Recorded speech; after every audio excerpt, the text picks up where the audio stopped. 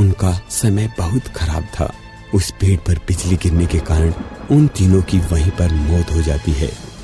दिल्ली के मुंडका नाम के गांव में सुनीता नाम की एक विधवा औरत रहती थी। उसके 2 प्यारे से बच्चे थे, रानी और सोनू। सुनीता लोगों के घर में काम करती, बर्तन मांजती और अपने बच्चों का कैसे कैसे करके गुजारा किया करती थी। सोनू भी काफी समझदार लड़का था। वो स्कूल से पढ़कर आके एक चाय की दुकान में काम किया करता था। उसी चाय वाले ने उसे घर से आने के लिए एक साइकिल दे रखी थी, जिसके कारण उसका टाइम भी बच जाता और वो पढ़ाई और चाय की दुकान में काम दोनों कर पाता था। अब बरसात का मौसम शुरू हो गया था। दिल्ली में हाई अलर्ट जारी हो गया था कि लगातार 5 दिन तक बारिश आनी है। और एक दिन वो दिन आ ही गया जब बारिश आने लगी। बारिश के कारण चारों तरफ पानी ही पानी भर गया था। सुनीता के घर में भी पूरी तरीके से पानी भर चुका था। अब सुनीता काम पे भी नहीं जा सकती थी। बेटा, अपने घर में तो बुरी तरीके से पानी भर चुका है। चारों तरफ गलियों में और सड़कों पर भी पानी भरा हुआ है। अब मैं काम पे भी नहीं जा सकती।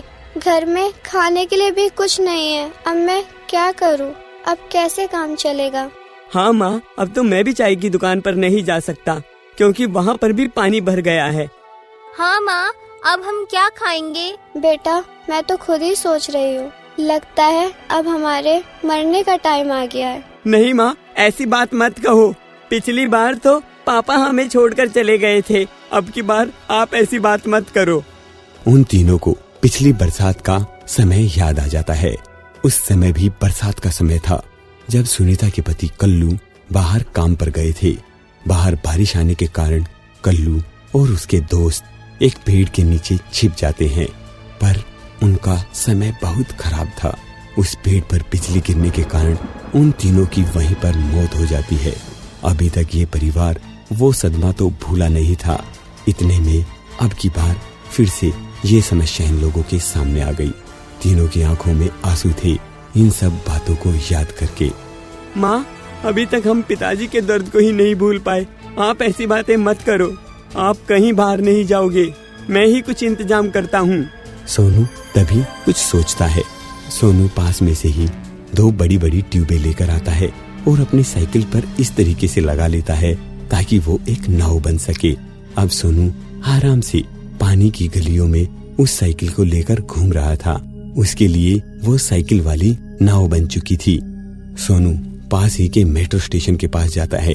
वहाँ पर देखता है काफी लोग परेशान खड़े हैं। सोनू अपनी साइकिल वाली बोट पर लोगों को बिठाता है और उनके घर पे छोड़ने का काम करने लग जाता है। ऐसे करके सोनू के पास पैसे आने लग जाते हैं। अब वहाँ पर बारिश तो काफी जोर की हो रही थी, पानी भी भर रहा था, पर उसी के साथ में सोनू की कमाई भी हो रही थी क्योंकि सोनू ने अपने दिमाग के कारण एक नया काम ढूंढ लिया था। आओ आओ आओ, जिसको भी अपने घर पे जाना है या नौकरी पे जाना है या कहीं भी जाना है, अब उसे पानी में चलने की जरूरत नहीं है। वो मेरी इस बोट पर बैठकर कहीं भी जा सकता है। आओ सब आओ। ऐसे कह के सोनू अपनी उस साइकिल वाली बोट से सभी लोगों को लेकर जाने लगा और अब सोनू इस कमाई से अपने घर में राशन भी ले आता है और अपने घर वालों का पेट उसी राशन से भरता है। 3 जादुई ऑक्सीजन सिलेंडर। गरीपुर नाम का एक गांव था। उस गांव के लोग बहुत भोले थे और सब मिलकर खुशी खुशी गुजारा करते थे। एक बार शहर से सरकार ने एक डॉक्टर उस गांव में भेज दिया। वह डॉक्टर एक बड़े हॉस्पिटल से आया था और उस हॉस्पिटल में कोरोना वार्ड भी था। इससे उस डॉक्टर को कोरोना हो चुका था, लेकिन इस बात का डॉक्टर को पता नहीं था। जब तक उसे पता लगा तो गांव के बहुत से लोगों को कोरोना हो गया और गांव में बीमारी फैल गई। हर घर में एक मरीज था। गांव में बीमारी बुरी तरीके से फैल चुकी थी। डॉक्टर बहुत दुखी हुआ। हे भगवान, अब मैं क्या करूं? शहर भी बहुत दूर है और बीमारी इस गांव में तेजी से फैल रही है। ये सब बीमारी मेरे कारण हुई है। हे भगवान, मुझे माफ कर दे। उसने शहर में फोन लगाया। हेलो हेलो सर, मैं गांव से बात कर रहा हूँ।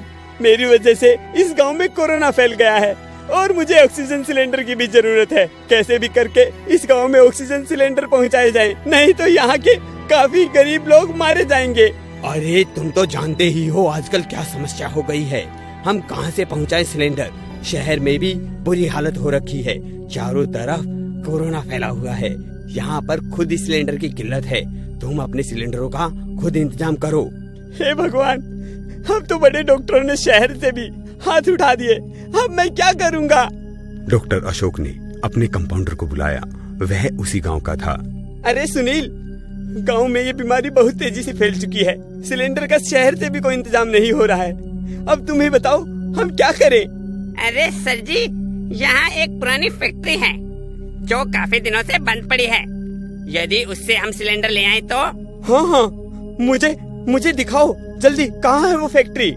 डॉक्टर अशोक और उसका कंपाउंडर उस फैक्ट्री में जाते हैं और वहाँ से 3 सिलेंडर उठाकर ले आते हैं। वो तीनों सिलेंडर उन्हें खाली मिलते हैं। अरे सुनील, ये तो खाली हैं। अब इन खाली सिलेंडरों का हम क्या करेंगे? सर मुझे नहीं पता था, मुझे तो बस सिलेंडर का पता था, वो आपको मैंने बता दिया। डॉक्टर अशोक एक सिलेंडर को गुस्से में लात मारता है। तभी उसके अंदर से आवाज आती है, ये क्या, मेरी क्या गलती है जो मुझे लात मार रहे हो? आवाज, सिलेंडर बात कर रहा है। आवाज सुनकर तीनों लोग चौंक जाते हैं और फिर चारों ओर देखते हैं कि आवाज कहाँ से आई है। अरे मैं बोल रहा हूँ, मैं जिसे तुमने अभी लात मारी है। डॉक्टर थोड़ा संभल कर बोला, तुम्हारी गलती ये है कि तुम किसी काम के नहीं हो और तुम में गैस भी नहीं है और हमारे पास वैसे भी गैस नहीं है। अब मैं कैसे बचाऊंगा गांव वालों को? अगर मैं तुम्हें पैसे दे दूं तो फिर तो नहीं मारोगे ना मुझसे? उससे अपनी गैस खरीद लेना। इतना कहकर सिलेंडर से पैसे निकलने लग जाते हैं और वहाँ रुपयों का ढेर लग जाता है। ये देखकर तीनों खुशी से उछल पड़ते हैं और फिर सुनील और अनिल भी अपने अपने सिलेंडरों को लात मारते हैं। उनके लात मारते ही फिर वही हुआ जो डॉक्टर के साथ हुआ था। उनमें से भी आवाज आई और एक सिलेंडर ने ढेर सारा सोना दिया तो दूसरे सिलेंडर ने ढेर सारे हीरे मोती दिए। सारे पैसे हीरे जवाहरात लेकर तीनों शहर गए और वहां से सभी हॉस्पिटल के जरूरी सामान लेकर आ गए और अब गांव में उन्होंने एक बड़ा सा हॉस्पिटल भी बना दिया। सारे गांव के लोगों का इलाज हो गया और सभी की ईमानदारी से गांव फिर से खुशहाल हो गया। इसे कहते हैं मुकेश नांदल की स्टोरी।